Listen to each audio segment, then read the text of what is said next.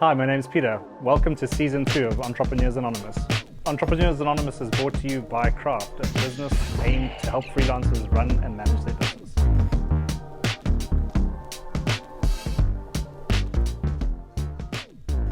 Hi guys, my name is Henk Steyn. I'm 34 years old. I'm a commercial, corporate and events photographer from Pretoria.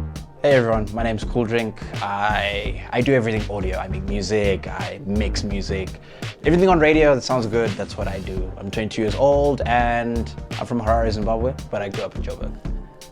Hi, my name is Anushka. I'm from Johannesburg and I'm currently based here, and I am a visual artist. I work mainly in large-scale paper weavings.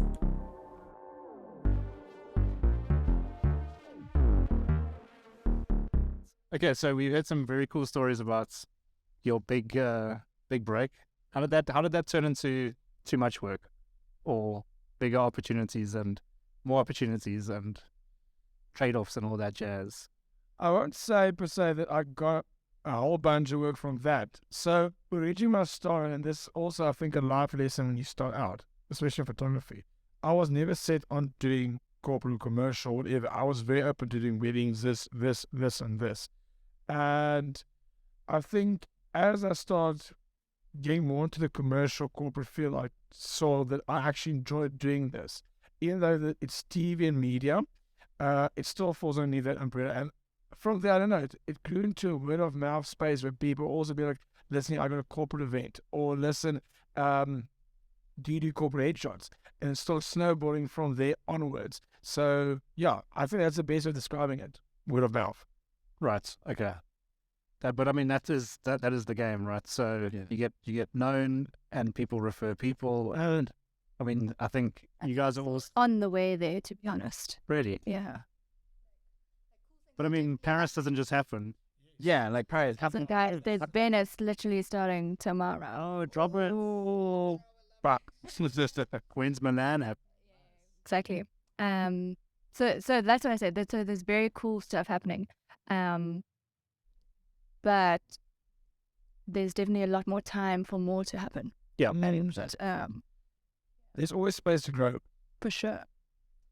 And I think in between time, I know we're going to get to the financial part next, but I've really learned how to start having multiple sources of income, because that kind of keeps the in-between time going.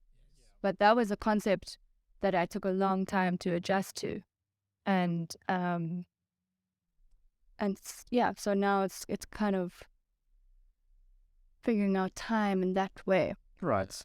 Now, let's see, I'm with you. Yeah, I think I agree with the, managing the gaps between, the one gig and the next referral. So like with me, most of my craziest work that's come from those songs, after those songs, has been word of mouth. Someone in a label, someone high up at this label says something to that person at that label, and then they're like, hey, he'd be perfect for that, perfect for this.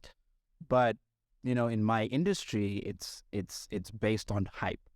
So, you can be the best musician, but if no one's really talking about you, it's really on your word of mouth. There's no one is talking about you. That you dancing in a nightclub and no one like a photo. No, like 100%, like no one's there. Like he's allowed to take the photo. So it's based on word of mouth in my industry, and also just hype.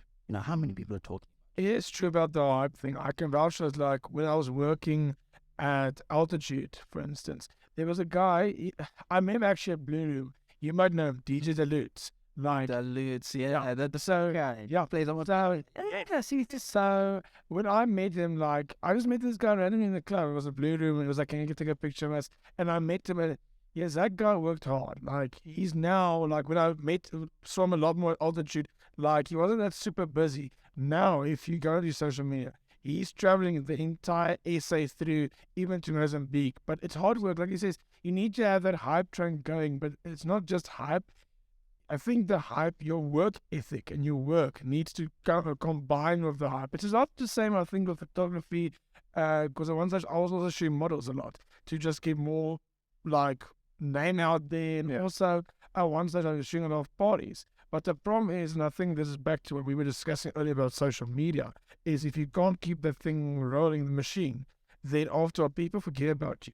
And it's kind of difficult trying to come back. So back to what you were saying, it's a well-oiled machine. You need to get going, and if you lose it, it's difficult getting traction again. But then, I mean, a question on that type of thing: to what extent do you guys have ambition to turn what you do into a business that has people below and a brand, and I mean, and scale beyond just I mean, So we're laughing, but that's a dream I've always had, to employ people. Yeah. But it's difficult because it's expensive to run a company. yeah, Like, even this week, like, I was paying my accountant's massage and stuff, and my fiance was like, yes, there's a lot, man. I'm like, yes, but it's expensive to run a business, because if I look at my overall overheads, like insurance, I've got accidental life cover, I've got cover for instance, we're shooting and something happens and I have to, like, let's say, Yeah. accident with you, I've got insurance. So that it's expensive, and people don't think about that. And at the end of the day, also, I don't employ young people, and this is another problem with the career field, that you can easily get employed, but people like mistreating people or misusing people. I'd rather bring in young people, train them, and pay them a decent salary, because I'm not going to go sleep properly at night if I know I'm not paying you something that's worthwhile. Of course, number one, okay, I'm not going to be able to pay you millions at the beginning, but also living costs are very expensive. 100%. So now you give, let's say, an intern 2,000 rand. 2,000 doesn't even cover the petrol these days to use. If you don't even have a car and you're using like public transport, it's done. And then you don't even pay for your telephone. So yeah, the dream would be employing people underneath you, but I think it's also, especially how things have diversed, that nowadays you don't actually have to employ people. You can, in contractor. and contractors, like for instance, Fiverr. I think you I know, was going to go there. Fiverr is the best example. Like, if, for instance, I would do videos, I don't specifically edit videos yet. I can get a guy in Pakistan, South Africa, where even in the world, a freelancer, and pay him, and I can take more work in. So at the same time, he gets work out of me, but I don't have to feel bad that if I don't give him work, that he's got no work, because his stream of revenue Yeah. so widely spread. It also means you can scale your skills a bit further. Yeah. But I think the one side that I think we've touched on, to bring it back to a creative space, is that hiring, and I think in most creative spaces, and especially with music, hiring someone below you is also just a very difficult thing. Put money aside, is my art is my art. It's the reason why I am being booked to do this thing. Exactly. I can't have a squad of 10 little kids making my music, because then it's not my music. Yeah. It's no longer, I can't reasonably sell that to you and say, hey man, I'm going to come DJ for you at your club. Then 5 kids rock up. So it's also very hard in certain contexts, like I can hire an accountant, I can hire that, for the actual craft, the thing that I need to do, it's me and me only. Can I add to that quickly? It's the same when I was doing nightclub photography, and I was doing a lot of clubs, and people used to come up to me and they'd be like, why did you get photographers to shoot underneath your name so you sit at home, watch TV, and you take a cut from what they make? Yeah, but that question is coming from a point of, it's just pointing a camera and clicking a button. Yeah, but wait. I'm moving directly to what he's also saying. Is I told people, it's going to sound mean, I don't trust people to do my job. And they were like, why not? Because I know my work ethic. I know the end pro I'm going to give you.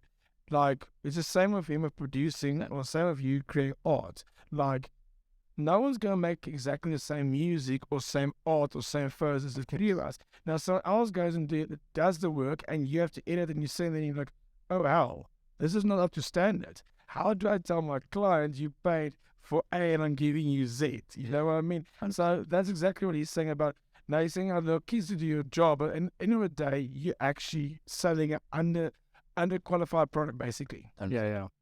Unlike corporate, in corporate it's like, hey, I am a business consultant and I'm swamped. You could hire another business consultant with the qualification. Yeah, like, you could do it. And so that kind of stuff, the work is relatively fluid, so you can improve it if it's up before. But I mean, if a photo is bomb, what are you going to do? you can't go back inside. Yeah. 100%. It's a bit hard to hire an hour. Yeah, and you probably can't take some like base work that's poor quality and If just it's like bad, sprinkle some dust and then If it's a bad to begin, I can put it in glitter, but Really, I'd love to hire a lot of people, guys. let's hear that. you could hire someone who just does the standing knife bits, right? We would love to use. The cutting, the painting in general. But I mean, I'm joking about that part actually. But like definitely the social media, definitely all the admins. Like, I feel like this year I spent so much time putting like business foundations down, just because like I was a talented artist, but I'm not yet a talented businesswoman. And so I spent a lot of time this year building that up. Well, not yet, right? And so now I'm like getting all the skills, but I'm like, I'm still not good. Yeah, but you know what? You mentioned outsourcing, but if you can't recognize what good looks like, it's really hard to outsource. 100%, yes. So you do have to have a business person if you're not able to identify one. But to what extent does a manager help? I mean, do you have a manager? Yeah, 3. Does it? Does it help? So I think in that situation, that is a way that I have scaled my business. I can't reply to every email. I can't reply to every submission. But, my managers are there to manage that aspect of the business. So I think what we've confused here is hiring someone to do your business. No, sure. No, it's, the aspects that... But also knowing if you have 24 hours in the day and you want to work 10 tops, yes, right? You want to be doing those 10 to be the most productive 10 and not... Yeah, the 20% time was 80% of the need. 19. Yeah, 100%. And then the other people can do 30%. That doesn't... Yeah. So yeah, that is, the way that I've actually scaled my business is having managers who can do those things, pay them accordingly, they take their cuts, percentage in my industry rules. So that is a way that I have scaled my business. Would I see myself scaling up even more and hiring people to do my part of the job? Probably not. Probably not. But if there were technicians that had to do really technical components, you could probably... I could do everything from my job. Yes, no, of course. So he's touching on something called ghost production, so people like David Guetta is way too busy touring. And Marshmallow. Yeah, like they're way too busy touring and living life to actually sit down in a studio and make a song. So they have a group of kids who are paid per song. So those kids are told, hey, If he likes it, he puts his name on. exactly that. Oh, Yes. oh yeah, no. Did you not know this? I don't think David Guetta and them haven't made their own songs in decades. There's kids like David Guetta come to me and say, hey, I want to venture into amapiano. He's not going to sit there and learn how to do that. I'm going to do that. And then he's going to maybe sprinkle his dust on it. And anybody ever mentioned you? Well, you see, that's when having a really good manager who can deal with those things that you don't want to deal with does. They don't like to say that they got ghost producers because it's a frowned upon thing. Yeah, because you think you're getting something authentic. I mean, it's frowned upon at certain levels. Like, I also think it should be frowned upon, because at the end of the day, like, you chose to make your business in a certain way. Some artists are happy to be fully authentic in their way, and that's how they chose to do their business. Other artists are like, listen, I did the build-up, even like you did the build-up section, now it's successful, somebody else can take over that section. Like, I think I'm kind of also on that, like, I also feel like I want to get to a point where I'm only doing philanthropy and activism. Paying for that. The art is being made. The art is being made, like, I don't know if it, like, I've probably been made by me, but whether I spend all this time making the art, because, like, it takes so much time, and I definitely love it, but I would love, like, to be making, like, stuff that is super meaningful, and if I have to change the art for it to be more impactful, and, like, we make installations that are now, like, can go into communities, and then so when we're not weaving anymore, like, and I'm there thinking about it, I want to just be the one who's there to think and actually on the thinking level and is, so like that's kind of my long-term ideas. Like, I don't want to be spending all my time just making art. I also want to be traveling. I also want to be like meeting communities. I want to see what they need. I want to like be able to be like a bridge between this product that we've created and like the needs of communities. And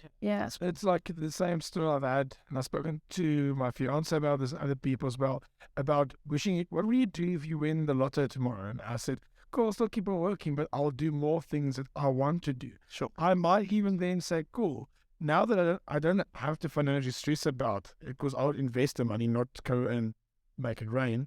I can then rather take time out and go to community outreach programs and teach younger children skills of photography. Yeah. Because the beautiful thing about Africa is we are a continent of creative people, artistic people. The problem is not everyone gets the opportunity. And I think the other problem in Africa especially is the financial constraints. We're the first world countries. It's easier sometimes to just do things. Often you've got parents that will support your creators for a while. And I think that also like comes with a certain level of responsibility. I don't know if I just feel it like being an African child.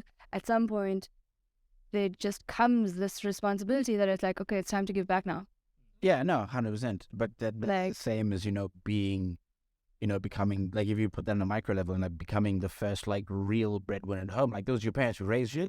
If you're raking in 5 million rand a month, like, you're the breadwinner. You want to give back to Like, you're buying tomatoes this month. Like, it's just what happens. And I think coming from a third world country, that's just how things work. Mm. And it's our job to bring us out of that, but it's also our responsibility to Yeah. bring us out of that. And in a way, it's such a beautiful thing. Like, I really love that this is going to be part of my trajectory and going to be part of my story, that I am meant to be a community figure and leader, and like my ideas are meant to be to include way more than just me becoming successful for my own Ferrari. Like, Yeah. it is. But the Ferrari too, though. I've got a kind of theory that having money amplifies personality traits. So if you're a good person and you have money, you're going to do more good. If you're an ass with more money, you're going to be more of an ass. Yeah, I've got a story for y'all. So the more money lands up in the hands of good people, the better. The better, 100%. So I'm talking about money.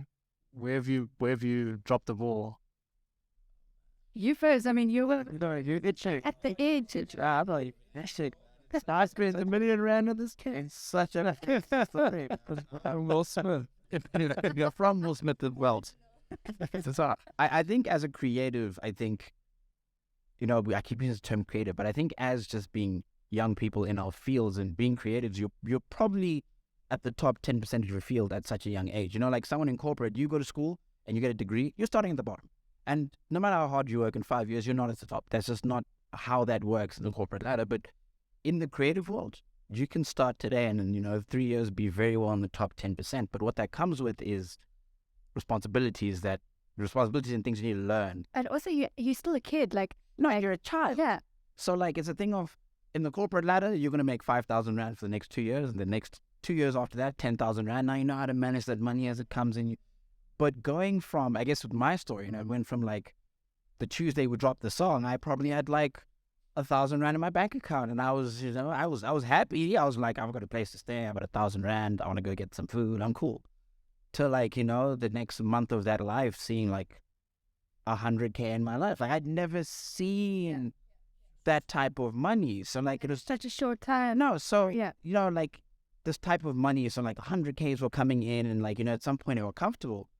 But I think for me, where I dropped the ball, and to tell a specific story, is like the first 100K that arrived, I knew there was another 100K coming. So I knew that. So it was 100K. So I was like, this first one doesn't matter. I can do whatever I want. I do it. Yeah, because there's another one, Innocent right? way. Like, why should you not do that? No, because there's another one. And like, this is life now. That's just how it's going to be. I'm making 100K now. I'll make it forever. Sam, that's what they don't teach you about being creative. Is that meat packer, you got to keep packing the meat so the little sausages come out the end. So I took that 100K, I remember, like, so vivid. I spent 100,000 rand in 48 hours. Wow. Yeah. The first Multi-level marketing. Did you? But did you make it right? I did so much. The first 100,000 rand. And you know what?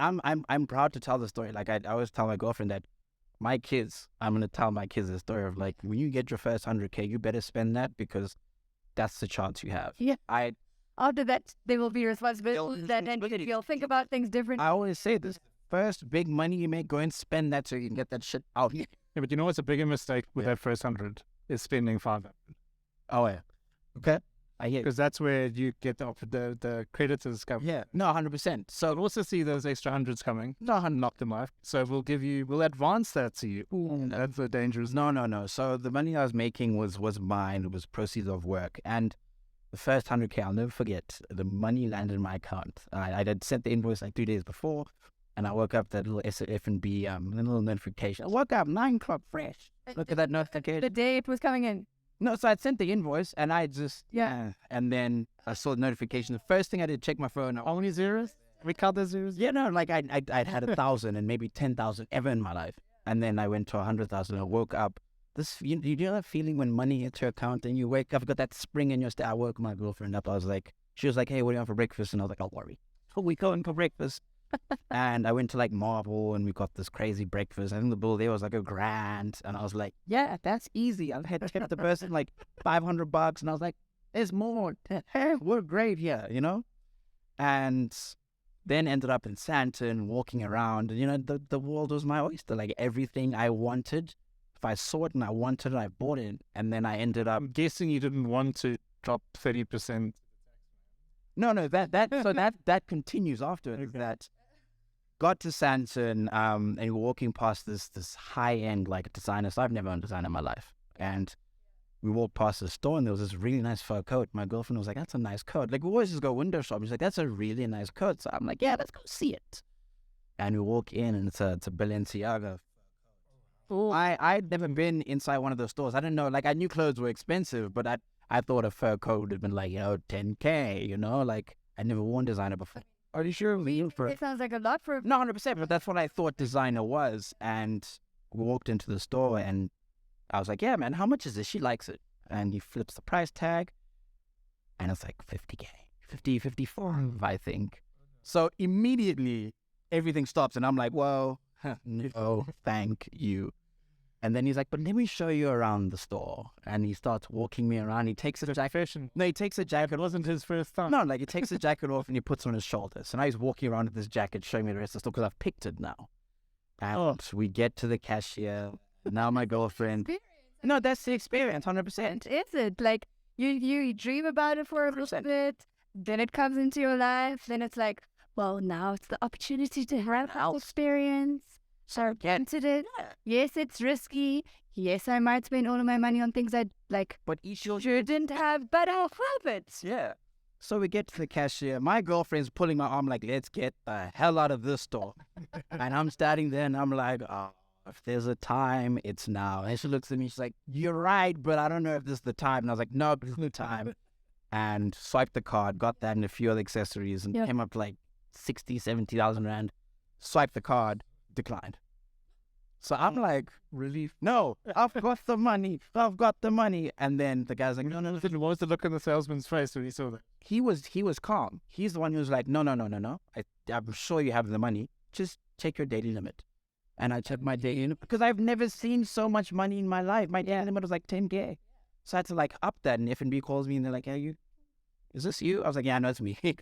Bought that, went home. And for the next like 3 months of my life, you know, friends and family, you know, people were like, hey, I need like this. Just need a code. And I'm there like, oh, you need that, do that. You need a little loan. I can handle that. And, you know, that was great. I loved giving back. I loved spending the money. I loved doing that. I'd spent more than like 300K. And I think I don't regret it. I don't at all. But I do wish that there was someone in the beginning who said, hey, man, you don't have to spend 300. You could do like a 50. Get the bug out of you. Do this with the other 100. Do that with the other 100. Because now I sit here and I'm not still making that type of money. And now I have to, like, when 100K comes, I have to sit there and be like, okay, cool, it's budget. This is Part of the, like, one way to think about that type of stuff is to decide, okay, having decided ahead of time helps. 100%. Okay, because then you're not shocked by the balance. 100%. But then also allowing yourself a freedom of this percentage can be for whatever I want to do with it. Yeah, this is the thing. You have to allocate some of it. I think, who was it? There was somebody who has like 6 bank accounts. And so the money comes in and then he splits it up into 6 different accounts. Yeah.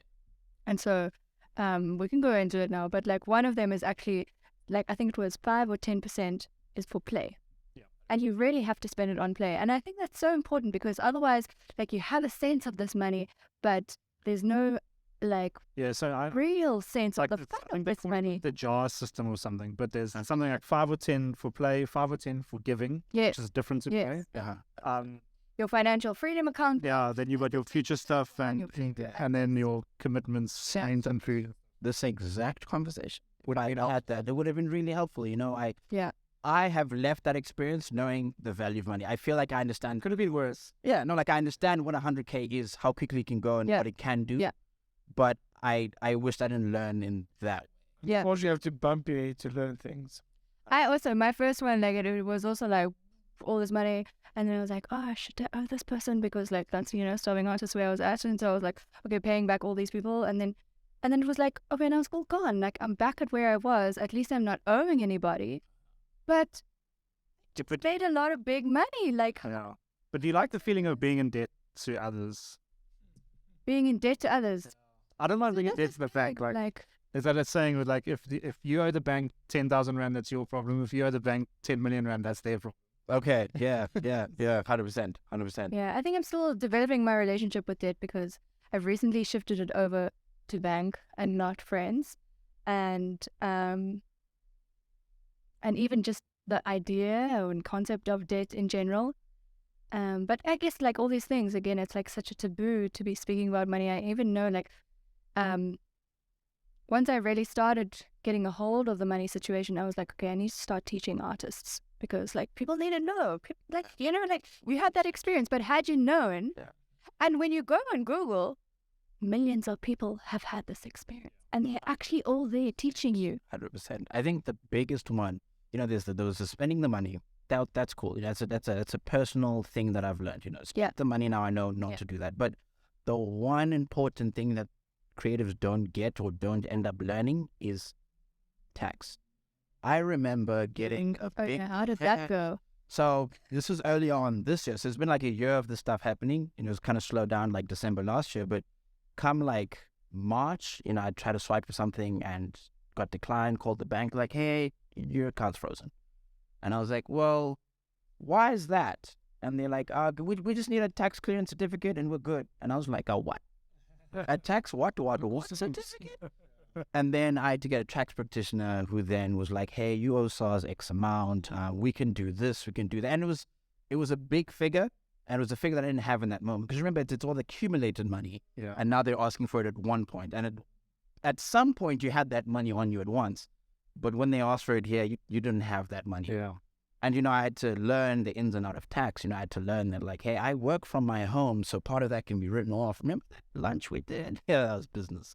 Write that off. And I remember saying to my tax practitioner, saying, hey, coming out of school and living life, I will always hear about tax, pay your tax. Who's the tax man? How do you pay tax? I remember thinking, like, how do I possibly pay tax? Because if I got that 100K and someone said, the tax man knocked on my door and said, hey man, I need 25% of that because A, B, C, D, and this is my bank details, I would have been like, yeah, bro, take more, But who is the tax man? How do you pay the tax? Those are the things that you see. That's actually a luxury that the corporate employees have, and that the money gets taken before it even comes to you. 100%. You don't need to bother with that. But as a freelancer, you need to. But that's actually really cool. It's almost like that whole part of life. So what lands in your account, you can blow. That's you. There's nothing worse than a tax surprise. Yeah, tax surprise. And then sometimes you get positive tax surprises. It's not that often. The negative ones hurts. Yeah. So those are the things that don't teach you. Tax is probably the big deal for me. I agree with you. I always say they teach you all these things in school, but they never teach you basic things. Same with rates and taxes. Like I've got a funny story about that. Just I got my house and I moved in there. Never got a bill from Tshwane, not once, for like 6 months. And the whole time chicken eat Tshwane getting nothing. And one day the bill comes, a year later.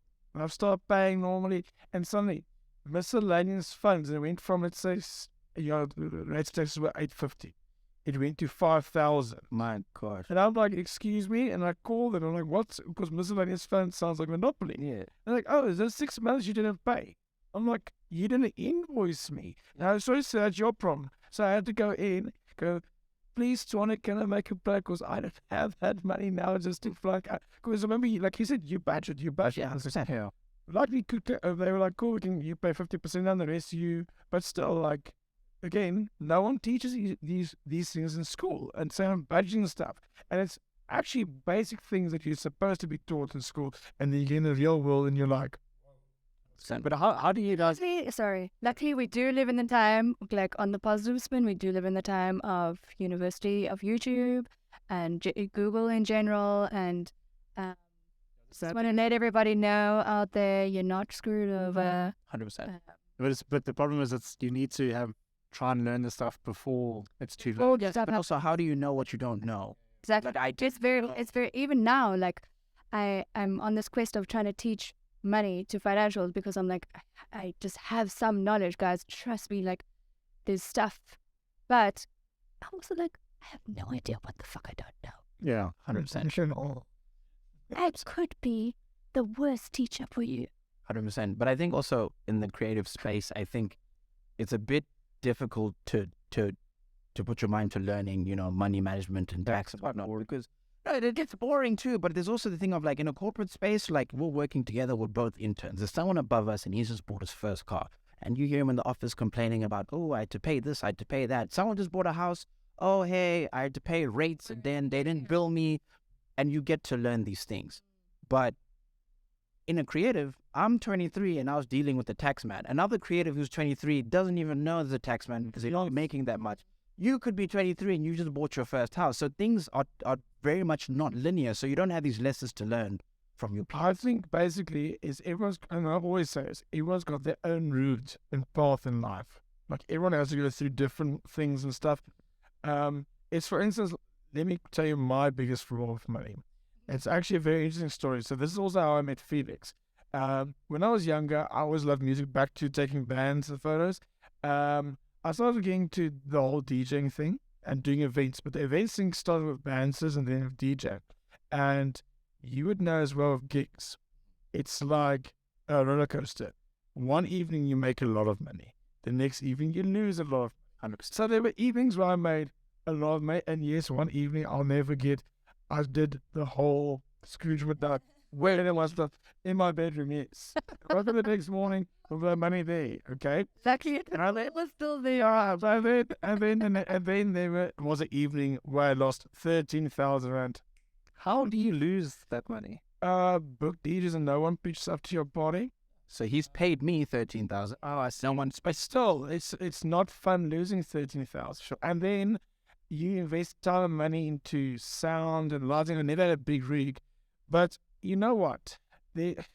I lost money, yes, but I made a lot of friends, made a lot of contacts, and I grew from it. So I wouldn't per se call it like he said about his 100K. I wouldn't call it like it was the worst thing that happened.